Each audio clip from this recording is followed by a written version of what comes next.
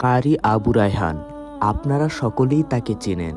আপনারা সকলেই দেখতে পাচ্ছেন তিনি অপারেশন চেয়ারে বসে আছেন। ওনার ওস্তাদ মুফতি কাইয়ুমুল্লাহ সহ আরও অনেকেই ওনাকে এখানে নিয়ে এসেছেন। যতটুকু জানতে পেরেছি ওনার গলার মধ্যে কিছু একটা আটকে গিয়েছে, যার কারণে উনি কথা বলতে পারতেছেন না, যার কারণে বাধ্য হয়ে তিনি এখানে এসেছেন। এবং দেখতেই পাচ্ছেন ভাই কতটা কষ্ট পাচ্ছেন। আপনাদের সকলের প্রিয় কারি আবু রায়হান ভাইয়ের জন্য বিশেষ করে দোয়া করবেন। যারা ভাইকে ভালোবাসেন অবশ্যই কমেন্টে বলে যাবেন।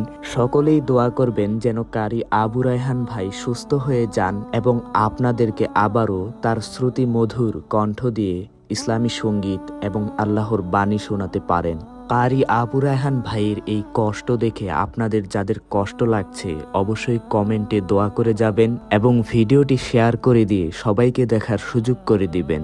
এবং কারি আবু রায়হান ভাইয়ের আপডেট জানতে চ্যানেলটি সাবস্ক্রাইব করে পাশে থাকবেন।